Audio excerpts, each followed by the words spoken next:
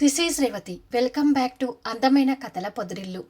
ప్రియమైన రాక్షసి episode number 181. Ashwin Anandi మధ్య అందమైన రాత్రి. శివంగి తీసుకున్న స్ట్రాంగ్ నిర్ణయం. కథలకు వెళ్ళబోయే ముందు దయచేసి వీడియోకి ఒక లైక్ ఇవ్వండి, అలాగే హైప్ ఇచ్చి వీడియోని సపోర్ట్ చేయండి. స్టోరీస్ నచ్చినట్టయితే మన ఛానల్ని తప్పకుండా షేర్ చేయండి. ఇక కథలకు వెళ్ళిపోదాం. ఇంటికి చేరిన చాందిని సంపత్తో ఫోన్ కాల్లో ఉంటుంది. అసలు నువ్వు వాళ్ళ కంపెనీలోకి అడుగుపెట్టింది వాళ్ళని విడగొట్టడానికా లేక ఇంకా దగ్గర చేయడానికా అంటూ సీరియస్ అవుతుంటాడు సంపత్. విడగొట్టడానికనే ప్రయత్నం చేశాను, కాకపోతే అది రివర్స్ అయింది. ఆనంది నువ్వు చెప్పినంత అమాయకురాలైతే కాదు సంపత్. ఆఫీస్లో తను చేసిన గొడవకి హడలిపోయాను అంటే నమ్ము. నేనే కాదు, తన గొడవకి ఆ అశ్విన్ దిగి వచ్చి క్యాబిన్లో తన పక్కన సీట్ ఇచ్చాడంటే ఆనంది ఎంతలా గొడవ చేసిందో అర్థం చేసుకో అని సంపత్కి చెప్తుంది. ఛ, ఇలాంటి సాకులు చెప్పడానికి కాదు నీకు ఫోన్ చేసింది. ఎంత త్వరగా వాళ్ళిద్దరి మధ్య దూరం పెంచితే అంత మంచిది. ఆ అశ్విన్ని నీ వైపు ఎలా తిప్పుకుంటావో ఆలోచించి నీ ప్రయత్నాలు మొదలుపెట్టు. వాళ్ళిద్దరి మధ్య దూరం ఏర్పడే కొద్దీ నేను నీకు ఇచ్చే రేటు కూడా పెరుగుతుంది అని అంటాడు. రేట్ అనగానే ఆశపడుతూ సరే, నా ప్రయత్నం నేను ఖచ్చితంగా చేస్తాను అంటూ మాట్లాడుతుంటుంది. నైట్ 9 అవుతుంటే శిరీష షాప్లో జరిగింది గుర్తు తెచ్చుకొని, నేను కోరుకున్న డ్రెస్ రంగీ చేతులకి వెళ్తేనే తట్టుకోలేకపోతున్నాను.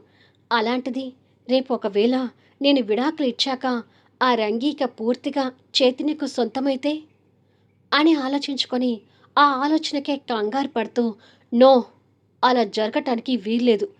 జితేంద్ర అన్నట్టు నేను చైతన్యకి విడాకులు ఇస్తే ఖచ్చితంగా చైతన్య జీవితంలోకి నా స్థానంలో ఎవరో ఒకరు వస్తారు. ఒక డ్రెస్ కోసం ఇంతగా పోరాడిన నేను నా స్థానంలోకి ఇంకెవరైనా వస్తే నేను అసలు తట్టుకోలేను. నాకు చైతన్య కావాలి. చైతన్య నాకు కాకుండా ఇంకొకరి సొంతమైతే అది తట్టుకోవడం నా వల్ల కాదు అనే ఆలోచనకి శివంగి కంగారు పడుతుండగా ఆనంది లోపలికొచ్చి, శివంగి, డిన్నర్ చేద్దాం రా అంటూ పిలుస్తుంది. నాకేమి వద్దు అంటూ శివంగి కసిరింపుగా చెప్తుంది. ఏమైంది అలా ఉన్నావు అంటూ ఆనంది దగ్గరికి వస్తుంది. ఇవాళ మీ అన్నయ్య ఏం చేశాడో తెలుసా? ఆ రంగిని తీసుకొని షాపింగ్ మాల్కి వచ్చాడు. అక్కడ ఆ రంగి నాకు చుక్కలు చూపించింది అని ఉన్న విషయం చెప్తుంది. ఓహో, అదా విషయం. అయితే ఫైనల్గా నువ్వు ఇష్టపడ్డ డ్రెస్ రంగీకి దక్కిందనమాట అంటుంది ఆనంది. అవును, నాది అనుకున్నప్పుడు అది ఇంకొక సొంతమైతే ఆ బాధ ఎలా ఉంటుందో నీకు తెలీదులే అంటుంది శివంగి. ఎందుకు తెలీదు? ఆ బాధ ఎలా ఉంటుందో నాకు ఇవాళే తెలిసింది అంటుంది ఆనంది. తెలిసిందా? ఎలా తెలిసింది అంటూ ఆశ్చర్యంగా అడుగుతుంది శివంగి. ఈరోజు నేను ఆఫీస్కి వెళ్ళేసరికి నా సీట్లో చాందిని అని ఒకటి కూర్చుంది. నా స్థానంలో అది ఎవరితో కూర్చునేసరికి ఇప్పుడు నువ్వు పడుతున్న అవస్థే నేను కూడా కొన్ని క్షణాలు పడ్డాను. అసలు అది భయంకరమైన ఫీలింగ్. ఆ ఫీలింగ్ని ఒక నరకం అనుకోవాలి. కాకపోతే అక్కడ నేను పీకి పందిరి వేసి మీ అన్నయ్య క్యాబిన్లో సీటు సంపాదించుకున్నాను అని జరిగింది చెప్తుంది.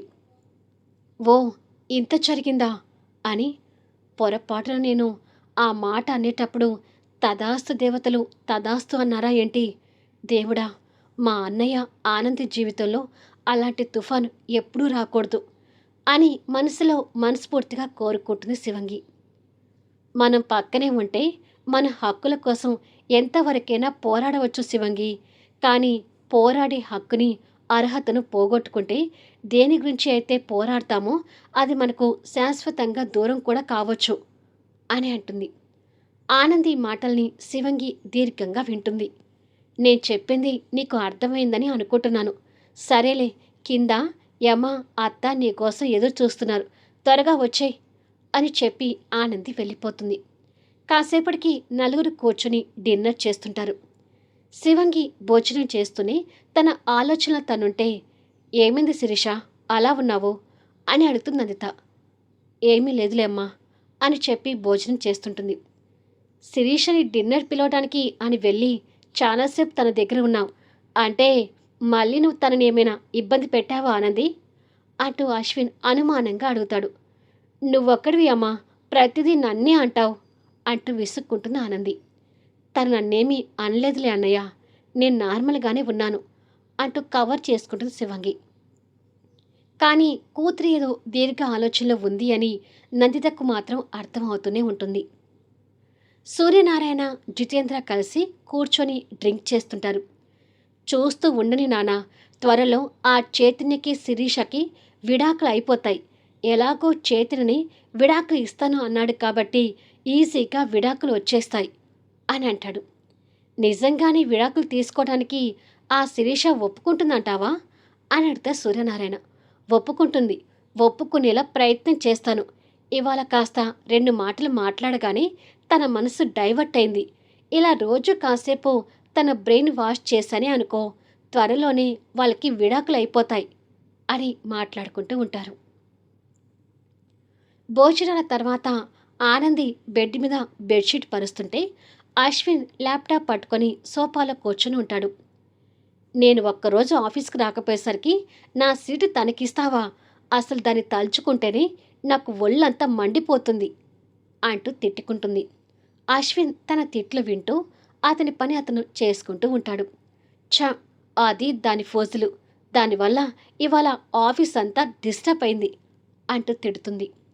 డిస్టర్బ్ చేసింది చాందిని కాదు, తమరు అని అంటాడు ల్యాప్టాప్ క్లోజ్ చేస్తూ.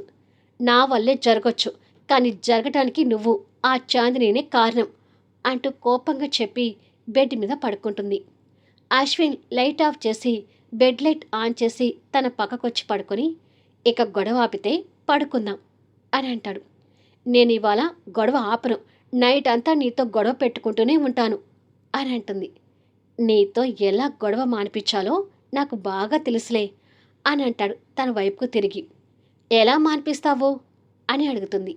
ఎలా అంటే ఇలా అంటూ తన నడుం చుట్టూ చేవేసి దగ్గరికి గుంజుకొని తన పెదవులు అందుకుంటాడు. అశ్విన్ ఇచ్చే మధురమైన ముద్దుకి ఆనంది కరిగిపోతూ ఇక గొడవ గురించి మర్చిపోయి పరవశంగా కళ్ళు మూసుకొని ఆ ముద్దుకు సహకరిస్తూ పోయింది. ఉండే కొద్దీ అదరాల చుంబనం లోతుగా వెళ్ళి ఒకరి ఎంగిలి మరొకరు ఇష్టంగా పంచుకుంటూ ఉండగా ఇద్దరి శరీరాల్లో వెచ్చని ఆవిరి రాజుకుంటూ ఉంది. అశ్విన్ తనివి తీరా పెదవుల దాహం తీర్చుకొని తన పెదవులను వీడి నవ్వుతూ తనని చూస్తుంటే ఆనంది మత్తుగా చూస్తూ ఏమా అంటూ హృదయంలో పుడుముకుంది. అశ్విన్ తన అందాలతో ఆడుకుంటూ తన ఒంటి మీద ఉన్న ఒలవల్ని వేరు చేయడం మొదలుపెట్టాడు.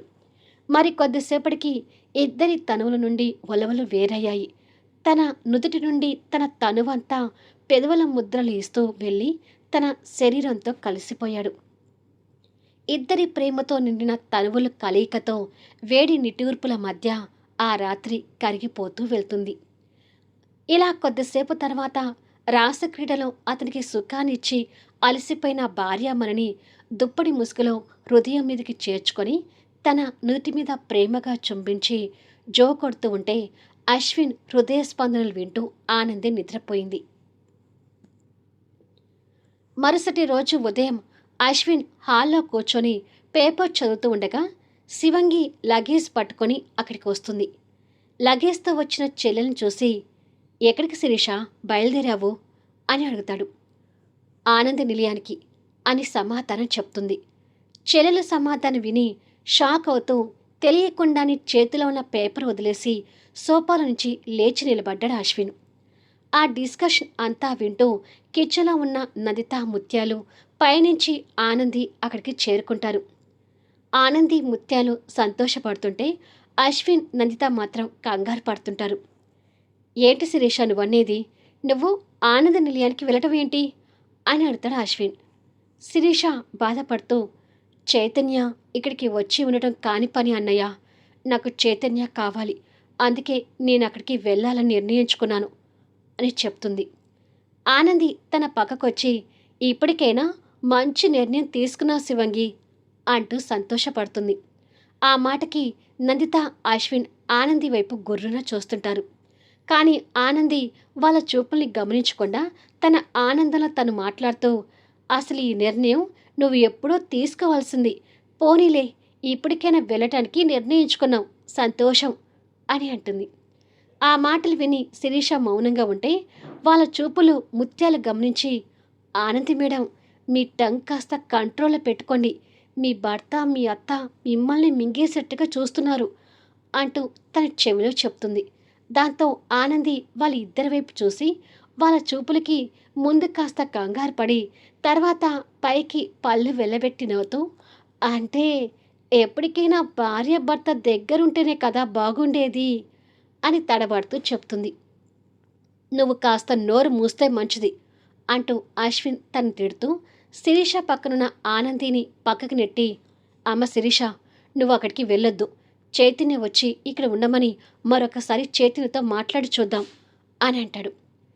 చైతన్య ఇక్కడికి వచ్చి ఉంటాడని అనుకోవటం నీ భ్రమ అన్నయ్య అంటుంది శిరీష. అవును, అది అసలు కాని పని అంటుంది ఆనంది నోరు ఊరుకోలేక. ఆ మాటకి అశ్విన్ ఒక్క చూపు చూస్తాడు. దెబ్బకి యమా చూపుకి భయపడి నోటి మీద చేయి పెట్టుకుంటుంది.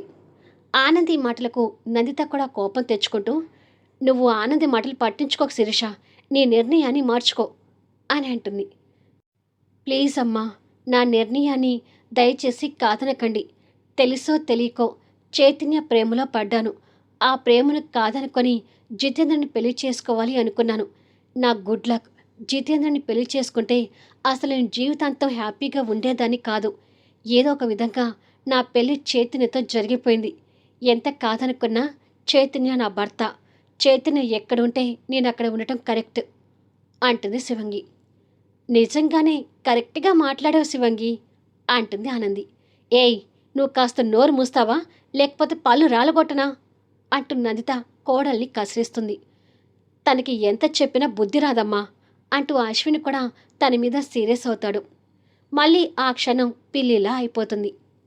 ఆనందిని ఏమీ అనకండి అన్నయ్య, తను నా మంచికే కదా చెప్పేది అంటుంది శివంగి. అవును, అది ఈ అమ్మ కొడుక్కి అర్థం చేసుకోలేకపోతున్నారు శివంగి అంటుంది ఆనంది ఇద్దరిని కొరకొరా చూస్తూ. ఏయ్, నీ వల్లే శిరీష ఇలాంటి నిర్ణయం తీసుకుంది. ఇప్పుడు నోరు మూయకపోతే మాత్రం ఆ నోరు గట్టిగా కుట్టేస్తాను అంటూ ఈసారి అశ్విన్ కాస్త గట్టిగానే సీరియస్ అవుతాడు. మళ్ళీ భయపడిపోయి సైలెంట్ అవుతుంది. అనవసరంగా మీరు ఎందుకు తిట్లు తింటారమ్మా, కాసేపు ఆ నోటికి తాళం వేసుకోండి అంటూ ముత్యాలు సలహా ఇస్తుంది. అంత ఈజీగా నా నోటికి తాళం పడదు ముత్యాలు అంటుంది ఆనంది ఏడుపు మొహంతో. అమర్ మీద ఆవేశంగా ఉన్న శిరీష అక్కడికి వెళ్తే అమర్ అక్కడ ఎలాంటి పరిస్థితులను ఎదుర్కోవాల్సి వస్తుందేమోనని నందిత అశ్విన్ కంగారు పడుతుంటారు. నందిత దగ్గరికి వచ్చి, నేను చెప్పేది వినవే, నువ్వు అక్కడికి వెళ్ళొద్దు అని రిక్వెస్ట్ చేస్తుంది. లేదమ్మా, నేను వెళ్ళి తీరాలి. నాకు కోపం పగ ఉంది. ఆ అమరేంద్ర గారి మీద కానీ చైతన్యం మీద కాదు. నా భర్త దగ్గరికి నన్ను వెళ్ళనివ్వండి అంటుంది శిరీష. శిరీష మాటలకు అశ్విన్ నందిత ఇంకా కంగారు పడుతుంటే వాళ్ళ మావయ్య గురించి శివంగి అలా మాట్లాడేసరికి ఆనంది కాస్త ఫీల్ అవుతుంటుంది. కానీ మళ్ళీ మనసులో తనే సమాధాన పరుచుకుంటూ, నీ వల్ల ఎన్ని ఇబ్బందులు వచ్చినా మా మావయ్య తట్టుకుంటాడు శివంగి. నువ్వు అన్నయ్య కలవాలని మావయ్య కోరిక కూడా.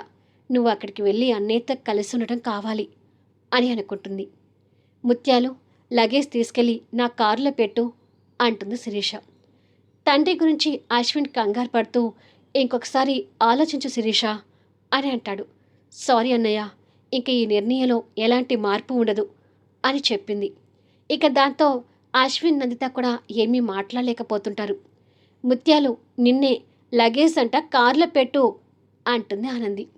ఆ మాటకి అశ్విన్ తన వైపు చురుగ్గా చూస్తుంటే ఈసారి ఆనంది ఆ చూపులు చూసినా కూడా పట్టించుకోకుండా లగేజ్ తీసి ముత్యాల చేతికి అందించి, వెళ్ళి కార్లో పెట్టు అని అంటుంది. సరేనమ్మా అంటూ ముత్యాలు తీసుకుని నందితని అశ్విని కాస్త భయంగానే చూస్తూ లగేజ్ తీసుకుని బయటికి వెళ్తుంది. వెళ్ళొస్తానమ్మా, వెళ్ళొస్తాను అన్నయ్య. అయినా నేనేమి దూరం వెళ్ళటం లేదు కదా, అప్పుడప్పుడు ఇక్కడికి వస్తూనే ఉంటానులే అంటుంది శిరీష. నువ్వు వచ్చే విషయం మా అన్నయ్య వాళ్ళకి తెలుసా శివంగి అని అడుగుతుంది ఆనంది. తెలీదు, నేనెవరికి చెప్పలేదు అని అంటుంది. అయితే మా అన్నయ్య వాళ్ళకి సర్ప్రైజ్ ఇస్తున్నావు అన్నమాట. ఆ సర్ప్రైజ్ నాకు కూడా చూడాలని ఉంది. మా ఆడపడుచుని నేను వెళ్ళి ఆనంద నిలయానికి పంపించి వస్తాను యమా అని అడుగుతుంది ఆనంది. తన మాటలకి అశ్విన్ కోపంగా ఉంటే వెళ్ళి పంపించురా అంటూ నందిత గ్రీన్ సిగ్నల్ ఇస్తుంది. మళ్ళీ నెక్స్ట్ వీడియోలో కలుద్దాం. నందిత ఎందుకు ఒప్పుకుంది? ఆనంద నిలయంలోకి శివంగి రావడం చూసి అమర్ చైతన్య రియాక్షన్ ఏంటి? చైతన్య శిరీష మధ్య ఇకపై కథ ఎలా ఉండబోతుంది? ఈ విషయం జితేంద్రకు తెలిస్తే అతని పరిస్థితి ఏంటి? కథ నచ్చితే లైక్ చేయండి, హైప్ ఇవ్వండి, మీ అమూల్యమైన అభిప్రాయాలను తెలియచేయండి. అలాగే మన స్టోరీస్ని తప్పకుండా షేర్ చేయండి. Thank you for listening.